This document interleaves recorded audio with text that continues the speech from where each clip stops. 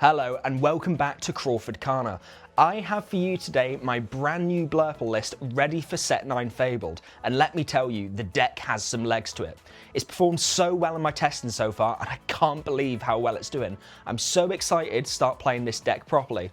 We have so many different cards which have been added in, which is just really helping us against what I'm predicting to be the current meta for set 9. Don't get me wrong, there's going to be a lot of people on the aggro decks to start off with, but I think since everyone's predicting this, Purple Steel is the direction that everyone's heading. Purple Steel is a nice little control deck in the mid-range that is able to beat aggro quite comfortably.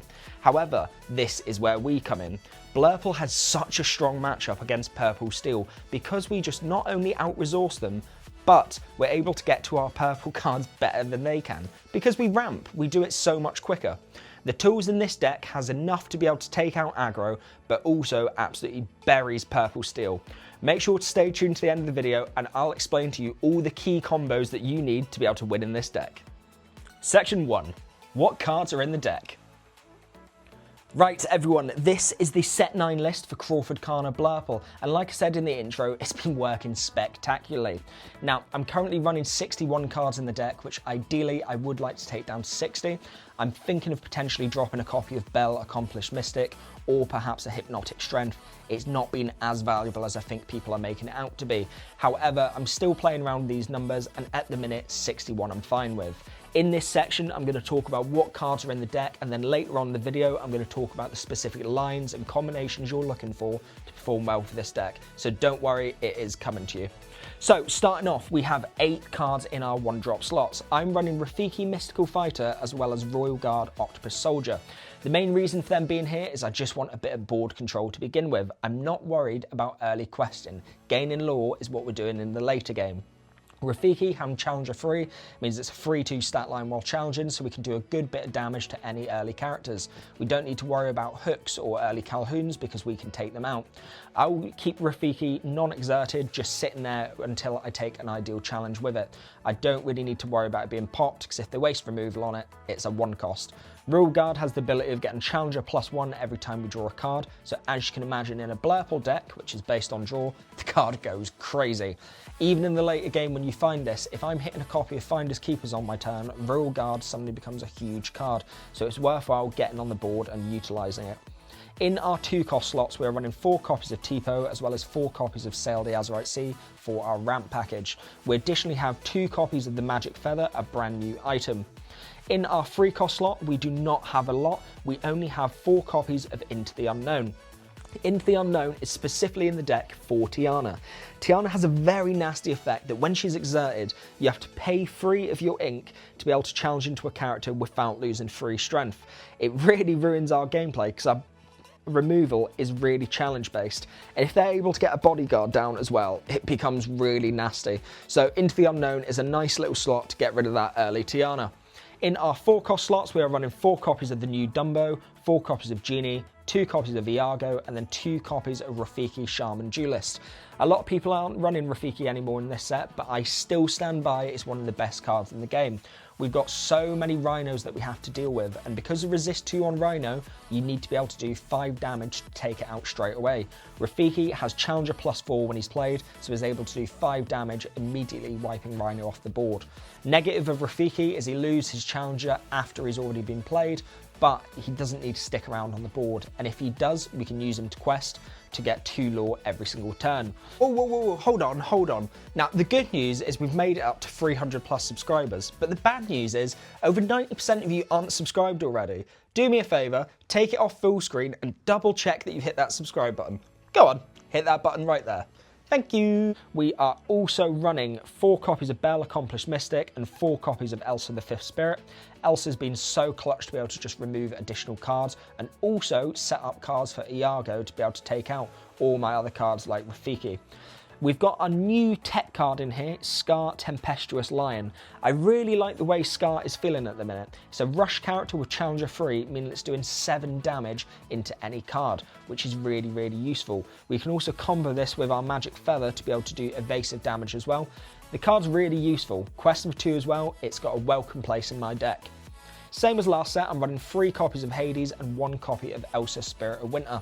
I really do like the shift line on Elsa to be able to make her a little bit more valuable. Being able to quest for 3 is really useful to keep us in the game, but also to slow our opponents down and force the exhaustion.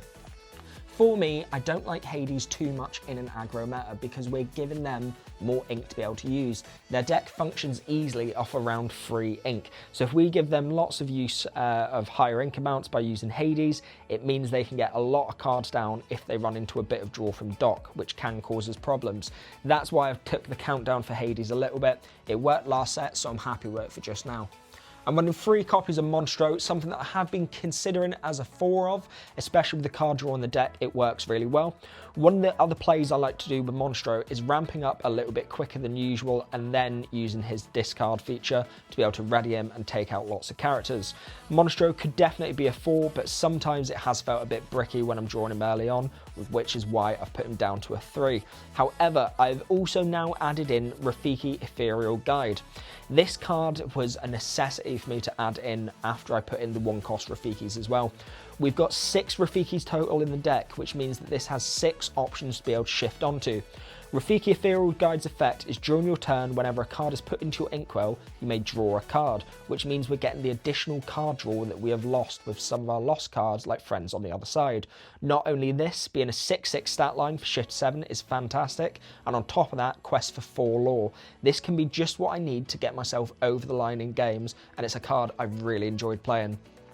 Hypnotic Strength I have been teasing about in the deck. A lot of people are running it on 4, a lot of people are running it on 2. I think 2 might be the right count for this. I just want to be prepared for lots of Iagos in the meta. I think a lot of Blurple players are going to max out on their Iagos, but we're all having to run removal for them. However, not only this, because we've got some stronger willpower cards in the meta, like I said, with Tiana being able to reduce stats, Hypnotic Strength has been useful to give the additional challenger. But we're also drawing a card from it, so still a useful card. I'm running 4 copies of Finders Keepers. I know some people have went down to 3. I refuse to drop on this. It's one of the best draw cards in Blurple. It really kicks off well for me. But that leads me on to my new tech card in the deck, Second Star to the Right. And the amount of times this has won me the game when I was behind has been unreal, guys, let me tell you. Don't get me wrong, we're not a singing based deck. However, Sing Together 10 is not difficult for us. We are going to be getting lots of high cost characters down at the same time. For example, I could put down a Rafiki and then follow that up with a Scar. Or I could have a Rafiki and then another 4-cost character and an Elsa. And those characters are able to sing Second Star to the Right. There's been a few times where I have ran really short on cards and I thought I can't come back into this game, but being able to draw 5 cards from it has been so clutch to turn things back around. I've been ending games with not a lot of cards left in my deck because the draw is so strong. This card is a necessity, and if I had more uninkable slots available, I'd probably go up to a 3 count. The final card we've added into the deck is the Magic Feather, which pops off so well with Dumbo. Now, this item is able to give a character evasive, but it works like a Yu-Gi-Oh card. It's an equip card, effectively. We put this onto one of our characters by paying 2, that character then becomes evasive. Some of the good targets for that can be Scar, could be your big Elsa, or even Monstro if you want to do a bit of board clearing. Like I say, it's not a one-time thing, so Monstro stays evasive, so it's readily challenging loads of evasive characters. However, what this combines so well mainly with is the new Dumbo card. Dumbo's effect is you can exert itself to then gain 1 lore and draw a card by paying 1 ink cost, but our other evasive characters also gain this effect. We can utilise the Magic Feather to be able to put that on our other characters which have now gained evasive and use Dumbo's effect, which goes off nuts and keeps our card draw going while also still giving us lore. Section 2, the Mulligan. Right, I've put up an example of some potential mulligans that we can do here, so let's do a couple together. In our opening hand on this one, we have Hades, Monstro, Tipo, Elsa, Sail, Rafiki, and Royal Guard. We've got a nice few options here and definitely some cards we want to keep. Immediately, we're going to be getting rid of the big uninkable cost. There is no need for that to be there. We don't need Monstro this early on either, so that can go. Now, we've got Sail and Tipo. We could utilise both of them, but for my style of play, I prefer to go off of one and draw into more ramp later. Tipo does not seem to be the obvious choice here, as I have 2 1 costs. I can play out a 1 cost on my turn 1, then play Sail, and then play the additional 1 cost on that second turn as well. So we can get rid of Tipo. Elsa is a nice card to have later in the game, however I do not have a specific need for it just now, and I would also like to draw into a 4 cost, so I will also get rid of my Elsa.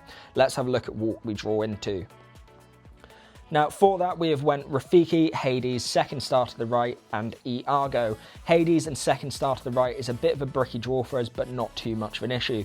On this turn I would be inking the Royal Guard, and I would then play Rafiki. Following that on, I would then ink an additional card, play Sail, and then ink a card from Sail and play Rafiki. On the next turn we go into Iago. We've got a comfortable start there. Let's try a different hand. On this one, we have Tipo, Rafiki, second star, Sail, Scar, Into the Unknown.